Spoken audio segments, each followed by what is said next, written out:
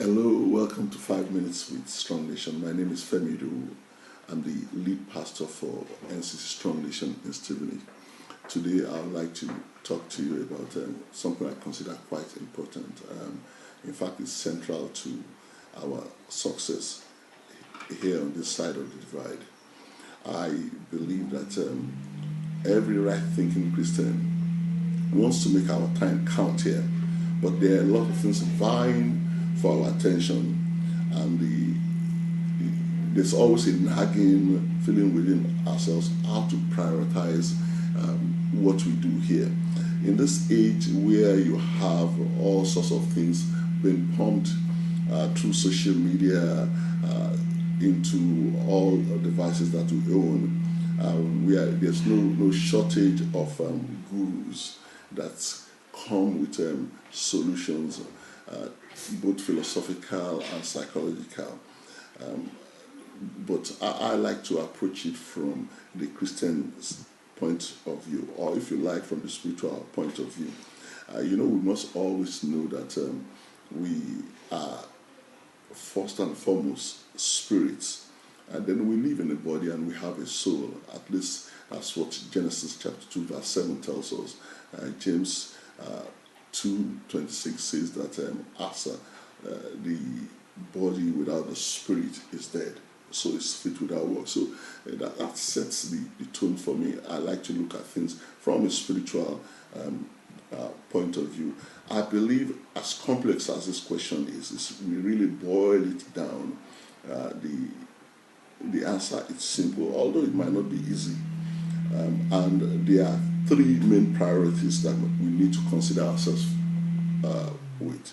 The first is fellowship, followed by purpose, and then provision. It's in that order. Fellowship is probably the most important. When I say fellowship, I mean fellowship with our Creator. The word fellowship in Hebrew comes from the word koinonia. It means communion with deep communion with somebody. God had angels before He created man, and reading through the Bible, you find that it's only when God wanted to create man that God had to think about it. Actually, the Godhead had a high meeting and decided to create a different class of being in their image and after their likeness, because they needed somebody to fellowship with. The first Adam, we are told that in the cool of the evening, God will come down into the garden and fellowship with them. When man fell, he took the greatest prize available to redeem man back to God.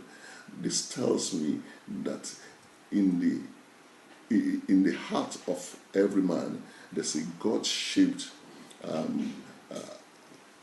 vacancy for fellowship. And if the scripture is right, I believe there's also a man-shaped space in God's heart. We are supposed to fellowship with our Maker so that He can communicate His heart to us. Most of the time, people run ahead and do things for God, but they've not taken time to really understand God, so that they might know what God really demands of them. I believe that fellowship brings that out. It's 2 Corinthians, 1 Corinthians chapter 2, and I think verse 13 says that we compare spiritual with spiritual. God wants us to fellowship with Him. We are sons of God. We are not servants. We are created in His image, and He desires to continually fellowship with us. So we need to get that right first. Then secondly is purpose. Purpose must come out of true fellowship. When purpose comes out of true fellowship, then we don't need to struggle, despite the fact that that purpose that we have is bigger than us. But it's driven by God. because God is the one who has bathed it in our heart. So whatever we do must come out of fellowship. Paul said, I think it's in Acts 27, that the angel of the Lord, whose I am and whom I serve, it tells you that the relationship comes before the service. So we must always bath our purpose from fellowship. You see, purpose makes your life meaningful. Keeps you on the straight and narrow. Make sure you don't envy anybody, because you know in your heart what God has called you for. Somebody puts it this way, is that when a purpose of a thing is not known, it generally leads to abuse. So let's fellowship with God so that purpose can come out of that. And lastly, then there's provision. Somehow, as human beings, we've turned things upside down. People pay more attention on provision. We become so consumed with what we are going to eat, what we are going to drink, how am I going to do it. Interestingly, Matthew chapter 6, and I think from verse 21 to the end, says that people who do that they are people without faith. They are acting